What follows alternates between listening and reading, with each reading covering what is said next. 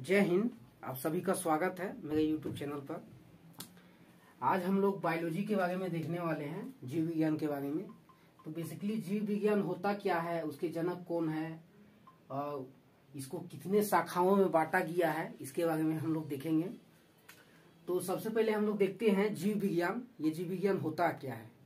तो जिसमें सजीवों का अध्ययन किया जाता है उसे हम लोग जीव विज्ञान कहते हैं। अब सजीव ये सजीव होता क्या है। तो सजीव जिसमें भी जान पाया जाता है, जो जीवित है पृथ्वी में, उसे हम लोग सजीव में रखते हैं। जैसे पेड़ पौधे, जानवर, मनुष्य, ये सब क्या है, सभी सजीव हैं। जीव विज्ञान शब्द को सबसे पहले लेमार्क ने खोजा था। इस शब्द को सबसे पहले लेमार्क ने खोजा, लेकिन जीव विज्ञान का जनक कहा जाता है सबसे पहला अरस्तु को कहा जाता है। अरस्तु ने क्या है कि जीव विज्ञान में अच्छे ढंग से, सुव्यवस्थित ढंग से इसके बारे में बताया था, इसीलिए इसका जनक एवं पितामह इसी को कहा जाता है, अरस्तु को। तो आपसे पूछा जाएगा कि जीव विज्ञान का जनक किसे कहा जाता है, तो अरस्तु को कहा जाता है। इसने क्या है, जीव विज्ञान को दो शाखाओं में बांटा गया है। पहली शाखा है जंतु विज्ञान, जिसे जूलॉजी कहते हैं, और दूसरी शाखा है वनस्पति विज्ञान, जिसे बॉटनी कहते हैं। तो जंतु विज्ञान के बारे में हम लोग बात करते हैं। तो जंतु विज्ञान में बेसिकली जानवर, मनुष्य का अध्ययन किया जाता है, यानी जानवर और मानवों के बारे में अध्ययन किया जाता है, उसे हम लोग जंतु विज्ञान कहते हैं। जंतु विज्ञान का जनक अरस्तु को ही माना जाता है, क्योंकि पहले उन्होंने जब जीव विज्ञान को खोजा उस समय उन्होंने ही जंतु विज्ञान में बायोलॉजी को बांटा था। उसके बाद वनस्पति विज्ञान आया। ठीक है, इसमें अध्ययन जानवरों एवं मानव का किया जाता है, मनुष्य का किया जाता है। अब आते हैं वनस्पति विज्ञान के बारे में। तो वनस्पति विज्ञान है क्या।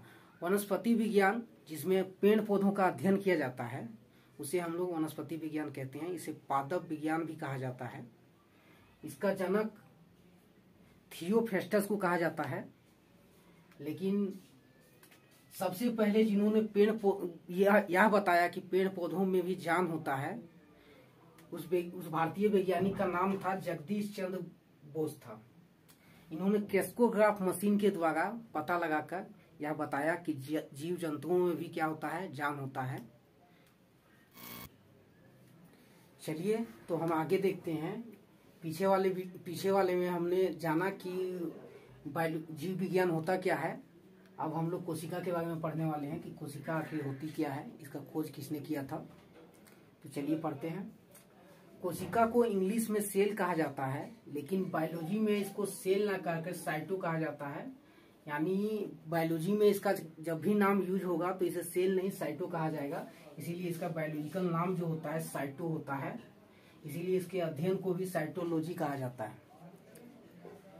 कोशिका की खोज जो सबसे पहले किया था रॉबर्ट हुक नामक वैज्ञानिक ने किया था 1665 में, लेकिन इन्होंने मृत कोशिका को खोजा था, जीवित कोशिका को नहीं खोजा था, मृत कोशिका को खोजा था।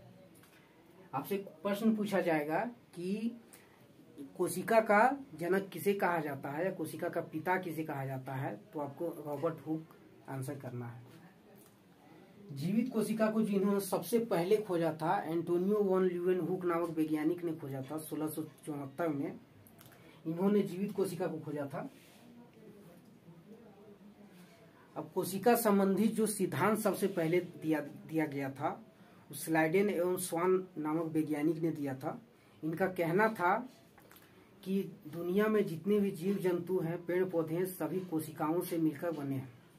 तो हम लोग जानते हैं कि एक बॉडी का निर्माण, ह्यूमन बॉडी या जंतु का बॉडी का निर्माण कैसे होता है कोशिकाओं से। तो चलिए देखते हैं। तो बहुत सारे कोशिकाओं को अगर हम लोग मिला दें तो कोशिकाओं को मिलाने से ऊतक का निर्माण होता है, और ऊतक से अंग बनता है, और अंग से क्या बनता है, एक शरीर बन जाता है, एक बॉडी बन जाता है। एग्जाम्पल के तौर पे हम देखेंगे कि जैसे अगर हम लोग बहुत सारे ईंटों को खड़ा कर दें तो खड़ा करने से क्या होगा, एक दीवार का निर्माण होगा। हालांकि ये दीवार जो होगा थोड़ा कमजोर होगा, क्योंकि दीवार को मजबूत करने के लिए उसमें बाले और सीमेंट का प्रयोग किया जाता है। लेकिन ऐसे भी हम लोग अगर मान लो उसको खड़ा कर देते हैं तो थोड़ा कमजोर होगा, लेकिन खड़ा हो जाएगा।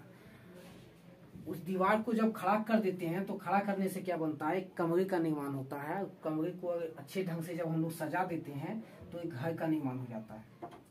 तो आपने समझा कि एक बॉडी कैसे कोशिकाओं से मिलकर बनती है। अब हम लोग देखते हैं कि दुनिया में सबसे छोटी कोशिका किसकी होती है। तो दुनिया में जो सबसे छोटी कोशिका होती है वो माइकोप्लाज्मा की होती है, और सबसे बड़ी कोशिका जो होती है शुतुरमुर्ग के अंडे की होती है। अब हम लोग इसमें दो तरह से क्वेश्चन पूछा था, एक तो आपको दुनिया में सबसे बड़ी और छोटी पूछा जाएगा, एक मानवों में सबसे बड़ी और छोटी पूछा जाएगा। तो आपको बताना कैसे है। मानवों में जो सबसे छोटी कोशिका होती है वो स्पर्म होती है, जो मेल में पाया जाता है। स्पर्म को हिंदी में शुक्राणु कहते हैं। और जो सबसे बड़ी कोशिका होती है उसे ओवम कहते हैं, इसे हिंदी में अंडाणु कहा जाता है, या फीमेल में पाई जाती है। इन दोनों के बारे में जो डिटेल में पढ़ना है हम लोग को रिप्रोडक्टिव सिस्टम नामक चैप्टर में अच्छे ढंग से पढ़ना है। तो हम लोग इसके बारे में अच्छे से डिस्कशन करेंगे उस चैप्टर में जब हम आपको पढ़ाएंगे। सबसे लंबी कोशिका जो होता है न्यूरॉन कोशिका होता है, जो हमारे ब्रेन में पाया जाता है, हमारे सिर के अंदर पाया जाता है, जो बहुत लंबी होती है। तो चलिए इसका आप लोग स्क्रीनशॉट ले लीजिए, आगे हम लोग देखते हैं। चलिए तो हम लोग आगे देखते हैं। आगे हम लोग देखते हैं कि कोशिका विभाजन यानी पुनर्निर्माण, कोशिका का जो पुनर्निर्माण होता है और कोशिका के अंगों के बारे में हम जानेंगे। तो कोशिका विभाजन होता क्या है। कोशिका विभाजन जो होता है सबसे कम होता है, मतलब होता ही नहीं, एक तरह से समझ लीजिए। वो होता है न्यूरॉन सेल में, न्यूरॉन कोशिकाओं में होता है, जो ब्रेन के अंदर पाया जाता है। पीछे तो हमने आपको बताया ही कि न्यूरॉन कोशिका जो होती है सबसे लंबी कोशिका होती है, और यह क्या ब्रेन के अंदर पाई जाती है। ठीक है, लेकिन इसमें क्या होता है, विभाजन एकदम नहीं होता है। अगर मान लीजिए कि आपको चोट लग जाता है, सिर में आपको चोट लग जाता है, अगर धीरे से चोट लगता है तो फिर कोई प्रॉब्लम नहीं है, थोड़ा बहुत दर्द होगा और क्या है दवाई से ठीक हो जाएगा। लेकिन थोड़ा सा और जोर से मार दीजिएगा तो उसमें भी कोई दिक्कत नहीं है, लेकिन और ज्यादा हुम्मच के माथा पे मार दीजिएगा तो फिर क्या है, अगर ये जो खोपड़ी है, खोपड़ी के अंदर क्या होता है, ये न्यूरॉन सेल होते हैं, उसमें अगर चोट लग गया तब तो इंसान का क्या होता है, बचना उसमें मुश्किल होता है। उसमें मतलब समझ लीजिए कि उसका मौत हो गया, समझ लीजिए, क्योंकि विभाजन यहाँ होता ही नहीं है तो ठीक नहीं होगा, और ठीक नहीं होगा तो क्या है कि उसमें दिक्कत हो जाएगा। ठीक है, अब देखते हैं कि सबसे तेजी से विभाजन जो होता है वो लीवर में होता है। लीवर को किडनी बोलते हैं, और यहाँ सबसे तेजी से विभाजन होता है। और क्या होता है, यहाँ चोट लगने के बाद क्या है कि सबसे जल्दी ठीक होता है। अगर मान लीजिए आपको किडनी में कोई छुरा मार दे तो क्या है, यहाँ बचने का संभावना होता है। इसमें मतलब आप डॉक्टर के पास जाने के बाद क्या है कि आप बच सकते हैं, इससे कोई प्रॉब्लम नहीं होती, क्योंकि यहाँ विभाजन बहुत जल्दी होता है। ये बॉडी को बहुत जल्दी बनाता है, कोशिकाओं को बहुत जल्दी जोड़ता है। ठीक है, तो आप लोग विभाजन का मतलब समझ गए। तो आगे हम लोग देखते हैं कोशिका के अंगों के बारे में। तो कोशिका के अंगों के बारे में हम लोग देखेंगे। तो पहला जो अंग आता है उसका जो होता है कोशिका झिल्ली होता है, उसे इंग्लिश में सेल मेम्ब्रेन बोलते हैं, और उसको क्या है प्लाज्मा झिल्ली भी बोला जाता है। इसे प्लाज्मा झिल्ली भी बोला जाता है कोशिका झिल्ली को। यह जो बना होता है प्रोटीन और लिपिड का बना होता है। प्रोटीन और लिपिड से क्या होता है, ये बना होता है। यह जंतु कोशिका और पादप कोशिका दोनों में पाया जाता है, यानी कि जंतु में और जो पेड़ पौधे होते हैं उसके कोशिकाओं में भी कोशिका झिल्ली क्या है पाई जाती है। कोशिका के अंदर जितने भी अवयव होते हैं, जैसे माइटोकॉन्ड्रिया हो गया, सेंट्रोसोम हो गया, गोल्जी बॉडी हो गया, जितने भी अवयव हैं सब इसी झिल्ली के अंदर में पाया जाता है, सारे अवयव। ठीक है, सारे पार्ट जो है इसी के अंदर पाए जाते हैं। ये जो कोशिका झिल्ली जो होता है अर्ध परागमय होता है, मतलब कुछ ही चीजों को क्या करता है, ये अंदर आने देता है। जो इसके काम का नहीं होता है उसको अंदर आने ही नहीं देता है, बोलता भाग, यहाँ तक कोई काम नहीं है, निकलो निकलो जल्दी निकलो। ठीक है, अब हम लोग देखते हैं कोशिका भित्ति के बारे में। तो कोशिका भित्ति को इंग्लिश में सेल वॉल कहा जाता है, और ये जो सेल वॉल होता है ये पेड़ पौधों में ही पाया जाता है, ओनली फॉर पादप कोशिका में ही पाया जाता है, जंतु कोशिका में नहीं पाया जाता है। तो इसमें आपको क्वेश्चन भी पूछा जाता है कि कोशिका भित्ति किसमें नहीं पाया जाता है, तो जंतु कोशिका में कोशिका भित्ति नहीं पाया जाता है, ओनली फॉर पादप सेल में ही पाया जाता है। यह जो बना होता है यह सेल्यूलोज का बना होता है। सेलुलोज। अब सेलुलोज लकड़ी का होता है। सेलुलोज से और भी चीजें बनती है, जैसे कि कागज, नोट, यानी कागज से बनी हुई जितनी भी वस्तुएं हैं वो क्या है, किससे बनी होती है, तो सेलुलोज की बनी होती है। आपसे क्वेश्चन पूछ दिया जाए कि कागज का निर्माण किससे किया जाता है, तो सेलुलोज से किया जाता है। ठीक है, जैसे कि ये कपड़ा है, कपड़े का निर्माण किससे होता है, कपास से होता है। तो उसी तरह से नोट का निर्माण किससे होता है, सेलुलोज से होता है। ठीक है, यह काम क्या करता है, जो पेड़ पौधे है, बेसिकली जो पेड़ पौधा का जो होता है ये बाहरी छाल में होता है, इसका बाहरी जो परत होता है उसे ही तो कोशिका भित्ति कहते हैं। तो ये क्या करता है, इसके क्या करता है, कोशिका भित्ति क्या करता है, पेड़ पौधा को क्या करता है, सुरक्षा प्रदान करता है। जैसे हम लोग का मानव का मान लीजिए, मानव का क्या है, हम लोग का कपड़ा है, कपड़ा क्या करता है, हम लोग का सुरक्षा प्रदान करता है, कपड़ा हो गया हम लोग का। जैसे जंतु जानवर का देख लीजिए, तो जानवर का क्या है, उसके जो बाल होते हैं, मोटी जो बाल होते हैं वो सब क्या करते हैं, उसको सुरक्षा प्रदान करते हैं। उसी तरह जो पादप होते हैं, मतलब पेड़ पौधों में क्या करता है, कोशिका भित्ति क्या करता है, सुरक्षा प्रदान करता है, जो चोट लगने से क्या होता है, इसको बचाता है। ठीक है, अब हम लोग आगे देखेंगे कि जो जीवाणु होता है, जीवाणु भी क्या है, जीवाणु के अंदर भी क्या होता है, सेल होता है। और जो जीवाणु का जो कोशिका भित्ति बना होता है, जीवाणु का कोशिका भित्ति जो बना होता है पेप्टिडोग्लाइकेन से बना होता है। पेप्टिडोग्लाइकेन का, जैसे अभी आप लोग को बताएं, ये कोशिका भित्ति जो बना होता है वो सेलुलोज का बना होता है, और जो कोशिका झिल्ली होता है वो जो बना होता है प्रोटीन और लिपिड से बना होता है। उसी प्रकार से जो जीवाणु का जो कोशिका भित्ति होता है, जीवाणु का कोशिका भित्ति पेप्टिडोग्लाइकेन से बना होता है। और क्या है, जो कवक का जो कोशिका भित्ति है वो जो बना होता है काइटिन से बना होता है, काइटिन। ठीक है, जीवाणु को इंग्लिश में बैक्टीरिया बोलते हैं और कवक को इंग्लिश में बोलते हैं फंगी बोलते हैं। ठीक है, चलिए इसका आप लोग स्क्रीनशॉट ले लीजिए, आगे बढ़ते हैं। चलिए तो हम कोशिका के अंगों को आगे देखते हैं। हमने कोशिका के दो अंगों को पीछे देख चुके हैं, तो अब तीसरे से हम लोग चालू करते हैं। तो कोशिका के लिए ये जो तीसरा अंग है माइटोकॉन्ड्रिया है, जिसे हिंदी में शुद्ध कणिका कहते हैं। माइटोकॉन्ड्रिया का सबसे पहले जो खोज किया था अल्टमैन ने किया था 1886 ईस्वी में।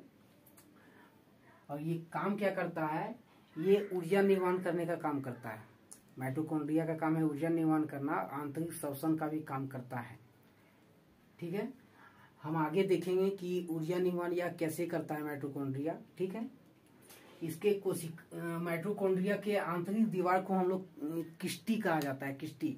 आंतरिक दीवार को किस्टी कहते हैं। इसमें 2 दीवार होते हैं, टोटल 2 दीवार इसमें बने होते हैं, जिसमें से आंतरिक दीवार को कहते हैं किस्टी। यह ऊर्जा बनाता कैसे है, यह क्या है, ऑक्सीजन से क्या करता है, क्रेब्स साइकिल चला के, क्रेब्स साइकिल यानी क्रेब्स चक्र को चला के क्या करता है, 38 एटीपी का निर्माण करता है। 38 एटीपी से ग्लूकोज को बनाता है, और इससे क्या होता है, हमारे बॉडी को ऊर्जा मिलता है।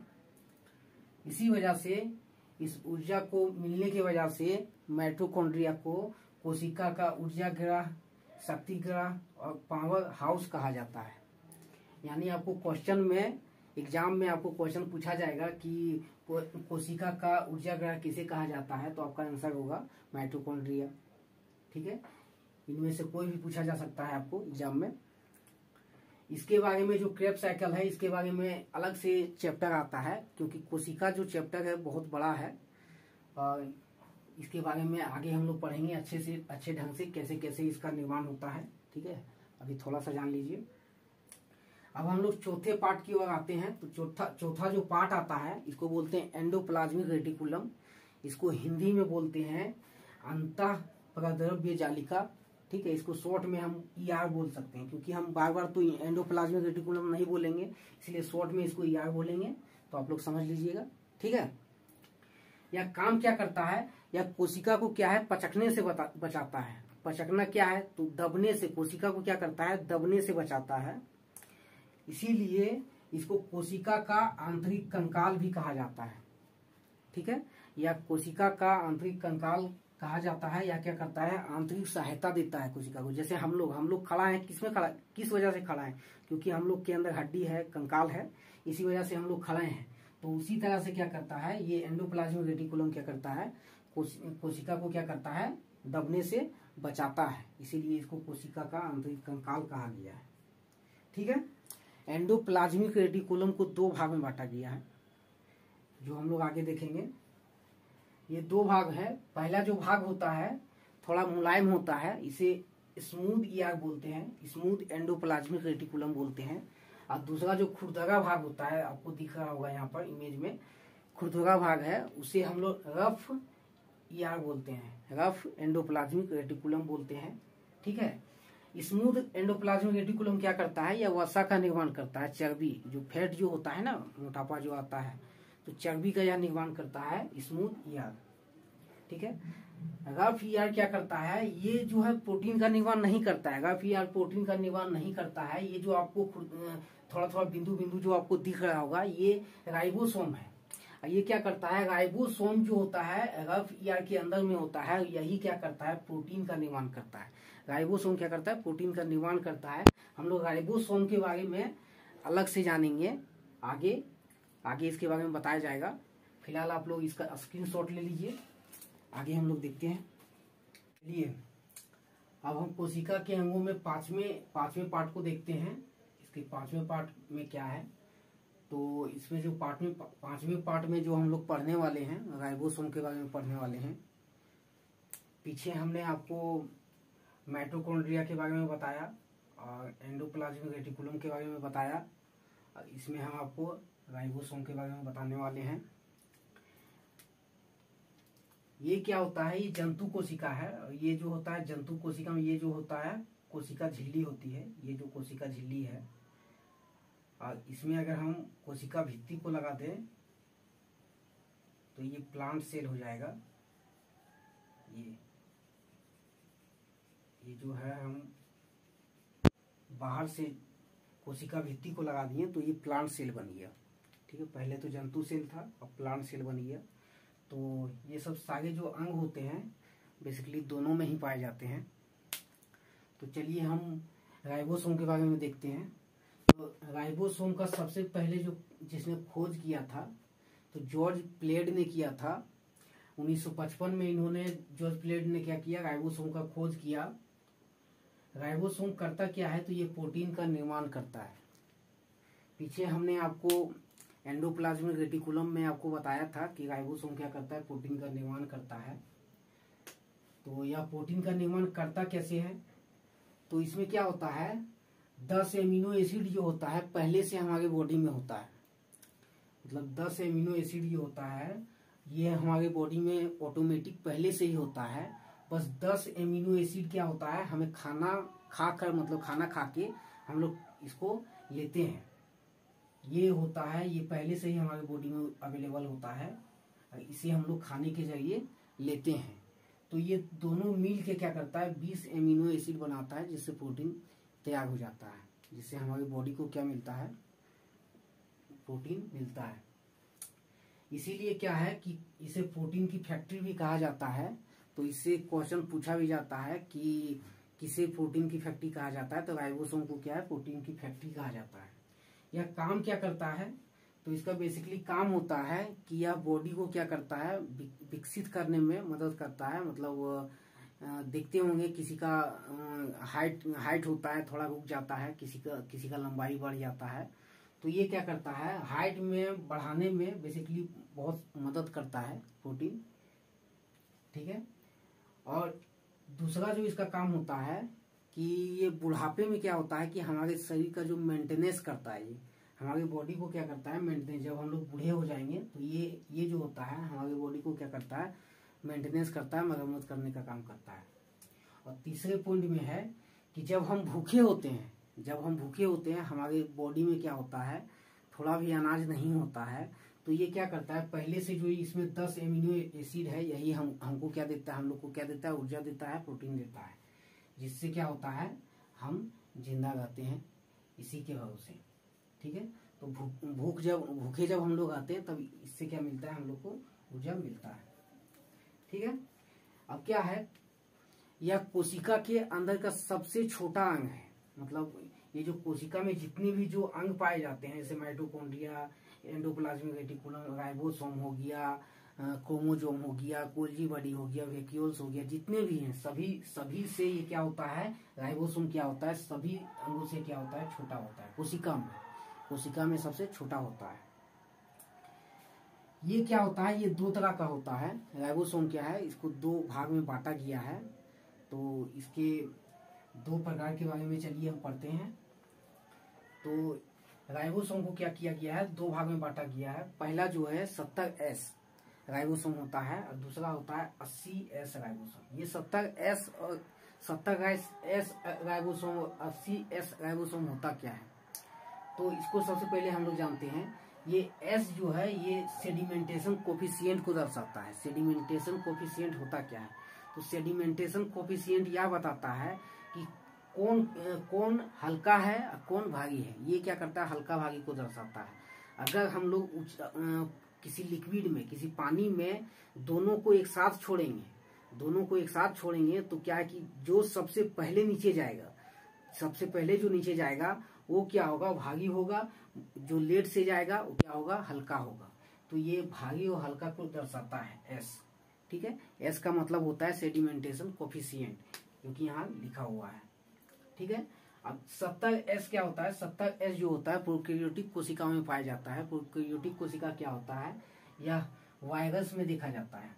वायरस जैसे अभी कोरोना वायरस फैला हुआ था, उन सब चीजों पर क्या है कि ये प्रोकैरियोटिक कोशिका जो 70S है, 70S राइबोसोम उसी में पाया जाता है। ठीक है, यह क्या होता है, हल्का होता है। अब क्या है 80S क्या होता है, 80S ये यूकैरियोटिक कोशिकाओं में पाया जाता है। यह जंतु और पादप दोनों में पाया जाता है, यूकैरियोटिक कोशिकाएं। और क्या होता है, ये भारी होता है। तो इसके बारे में हम लोग समझें। चलिए इसका स्क्रीनशॉट ले लीजिए, इसके आगे हम लोग देखते हैं। तो हम इसके छठे अंग के बारे में बात करते हैं, कोशिका के छठे अंग के बारे में। इससे पीछे हमने आपको 5 इसके भागों के बारे में बता दिया है, इसके 5 पार्ट के बारे में बता दिया है कोशिका के। तो आज छठे के बारे में बात करते हैं। तो छठा जो है हमारा गोल्जी बॉडी है। और गोल्जी बॉडी को हिंदी में गोल्जी काय कहा जाता है। और क्या है, इसका खोज जो किया था सबसे पहले कैमिलो गोल्जी ने किया था। इसीलिए क्या है, इसी वैज्ञानिक के नाम पर इसका नाम भी गोल्जी बॉडी रख दिया गया है।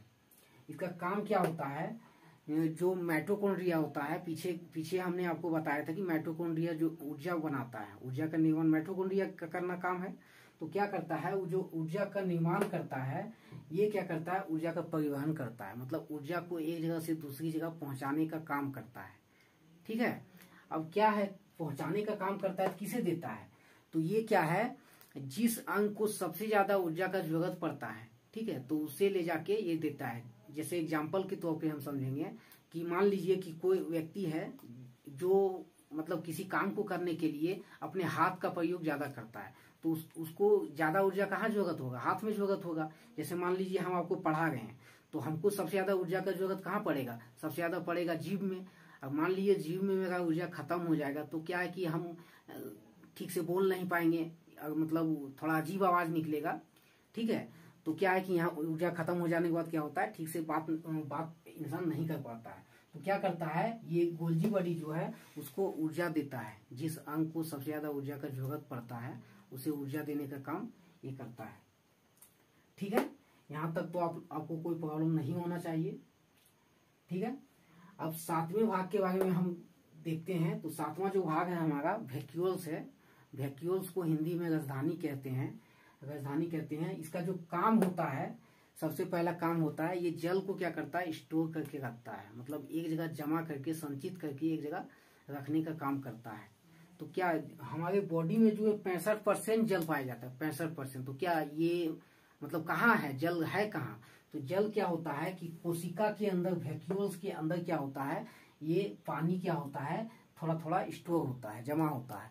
अब हमारी बॉडी में तो बहुत सारी कोशिकाएं हैं, सभी कोशिकाओं में क्या है, वैक्यूल्स में जल जाके क्या होता है, जमा होता है। ठीक है, अब क्या है, ये जो है वैक्यूल्स जो है जंतु सेल में भी पाया जाता है और क्या बोलते हैं, पादप सेल में भी पाया जाता है, जो दोनों में पाया जाता है। लेकिन क्या है कि जंतु जो कोशिका में होता है थोड़ा छोटा होता है, और जो पादप कोशिका में होता है बड़ा होता है। क्योंकि इसमें क्या है कि पादप में बड़ा इसलिए होता है क्योंकि जानवरों में मतलब पेड़ पौधों में तो आपको पता ही होगा कि उसमें जल का ज्यादा जरूरत पड़ता है, ठीक है। और जंतु में उतना ज्यादा जरूरत पड़ता नहीं है। पादपों में तो पेड़ पौधों में जल का जरूरत पड़ता ही है, इसीलिए क्या होता है उसका वैक्यूल्स क्या होता है, बड़ा होता है, और हम लोग का क्या होता है, छोटा होता है। अब क्या है, आठवें पार्ट की ओर हम पढ़ते हैं। 8वां पार्ट है सेंट्रोसोम। सेंट्रोसोम को हिंदी में तारक काय बोलते हैं, ठीक है। अब इसका जो खोज किया था सबसे पहले बोवेरी नामक वैज्ञानिक ने किया था 1888 ईस्वी में, सबसे पहले इसका खोज हुआ था। ये क्या है, ये सिर्फ जंतु कोशिका में ही पाया जाता है, ओनली फॉर जंतु कोशिका में पाया जाता है, पादप कोशिका में सेंट्रोसोम नहीं पाया जाता है। तो क्या सेंट्रोसोम पादप कोशिका में नहीं पाया जाता है, तो क्या क्या पाया जाता है सेंट्रोसोम में पाया जाता है, तो पादप कोशिका में जो होता है सेल प्लेट पाया जाता है, सेल प्लेट, ठीक है। अब सेल प्लेट पाया जाता है तो इसका काम क्या होता है, इसका काम जो बेसिकली होता है विभाजन करना होता है। पीछे हमने आपको विभाजन के बारे में बताया था कि विभाजन का मतलब होता है एक कोशिका से टूट कर दूसरे कोशिका का निर्माण करना। कोशिकाएं क्या करती है, एक कोशिका से टूट के क्या करती है, दूसरी कोशिका का निर्माण करती है, जिसे हम लोग विभाजन करना कहते हैं। मतलब बॉडी में हम लोग का कहीं भी अगर चोट लग जाता है, वहाँ की कोशिकाएं क्या है कि मर जाती है। तो मरने के बाद क्या है कि वहाँ कोशिकाएं क्या करती है, टूट टूट के क्या होती है और कोशिका का निर्माण करने लगती है, जिससे क्या होता है हमारा जो घाव होता है, जख्म होता है, धीरे धीरे ठीक होने लगता है, ठीक है। तो इसमें तो हम बताए हैं कि जंतु में क्या होता है, सेंट्रोसोम होता है। सेंट्रोसोम क्या करता है, विभाजन करता है, लेकिन पादपों में जो विभाजन करता है सेल प्लेट के द्वारा होता है। पादपों में विभाजन सेल प्लेट के द्वारा होता है। अब क्या है, इसमें जो विभाजन होता है मस्तिष्क में क्या है, एकदम मतलब विभाजन सेंट्रोसोम पाया ही नहीं जाता है। मस्तिष्क में क्या है, सेंट्रोसोम पाया ही नहीं जाता है। अब सेंट्रोसोम क्या है, मस्तिष्क में नहीं पाया जाएगा तो उसके अंदर जो होता है तंत्रिका कोशिका होता है, यानी न्यूरॉन सेल होता है। इसके बारे में हमने पीछे आपको बताया था कि यह सबसे लंबी कोशिका होती है, मानवों में सबसे लंबी कोशिका इसी को कहते हैं। अब क्या है कि मस्तिष्क में जब सेंट्रोसोम पाया ही नहीं जाता है तो क्या विभाजन वहां होगा, तंत्रिका कोशिका में नहीं, तंत्रिका कोशिका में विभाजन होता ही नहीं है। इसीलिए हम लोग को अगर सिर में जोर से अगर चोट लग जाए, अंदरूनी चोट लग जाए बहुत गहराई तक, तो क्या है वो ठीक नहीं हो सकता है, उससे आदमी की मौत भी हो सकती है, ठीक है। अब क्या है, ब्रेन में क्या है, मस्तिष्क में जो है 90% जो होता है तंत्रिका कोशिका होता है, 90%। अब 10% कोशिका में क्या है कि विभाजन होता है, गिलियल सेल में होता है 10% विभाजन। गिलियल सेल यहाँ क्या है, सेंट्रोसोम पाया जाता है, यहाँ होता है 10% में विभाजन होता है। लेकिन क्या है, कभी कभी क्या होता है, यह विभाजन ज्यादा होने से, अधिक होने से क्या होता है, यह कैंसर का रूप ले लेता है। विभाजन क्या है, अधिक होने से क्या होता है, कैंसर का रूप ले लेता है। आपको बॉडी में कहीं भी सबसे ज्यादा विभाजन हो गया सेंट्रोसोम का तो क्या होगा, वो क्या होगा, कैंसर का रूप ले लेगा। तो आपको पता ही होगा कि मस्तिष्क में क्या होता है, ब्रेन कैंसर होता है। तो इसमें क्या होता है, गिलियल सेल में अधिक विभाजन से क्या होता है, ब्रेन ट्यूमर हो जाता है, ब्रेन कैंसर, ठीक है। अब क्या है, सबसे तेजी से विभाजन जो होता है, सबसे तेजी से विभाजन जो होता है लिवर में होता है, यानी किडनी में। किडनी को जिगर भी बोलते हैं, यकृत भी बोलते हैं। तो सबसे ज्यादा जो विभाजन होता है, तेजी से होता है, लिवर में होता है। यानी लिवर में अगर चोट लग गया तो वहाँ क्या है, वहाँ की कोशिकाएं बहुत जल्दी ठीक होने लगती है, और वहाँ क्या है, जल्दी से क्या होता है, ठीक हो जाता है, ठीक है। लेकिन क्या है कि ये बच्चों में जो होता है ना, बच्चों में बहुत तेजी से होता है, सेंट्रोसोम का विभाजन बहुत तेजी से बच्चों में होता है। लेकिन बुढ़ापे में बहुत मतलब स्लो होता है, बहुत कम होता है। बुढ़ापे में इसका विभाजन बहुत कम देखा जाता है, ठीक है। तो आई होप आपको वीडियो समझ में आया होगा, जो हमने वीडियो बनाया है वो आपको समझ में आया होगा। अगर समझ में आया होगा तो लाइक कीजिएगा, शेयर कीजिएगा वीडियो को, और सब्सक्राइब भी कर दीजिएगा, और बेल आइकन को प्रेस कर दीजिएगा, ताकि हम जो अगला पार्ट इसका डालेंगे तो उसमें आपको वीडियो सबसे पहले मिल सके। अब इसमें अगर आपको कहीं भी कोई प्रॉब्लम हो तो कमेंट करके उसको बताइए, ठीक है। आगे हम आपको इन सभी अंगों के बारे में बता दिए, mitochondria, endoplasmic reticulum, ribosome, Golgi body, vacuoles और सेंट्रोसोम के बारे में बताएं। आगे हम आपके इसके अगले अंगों के बारे में बताएंगे। तो तब तक के लिए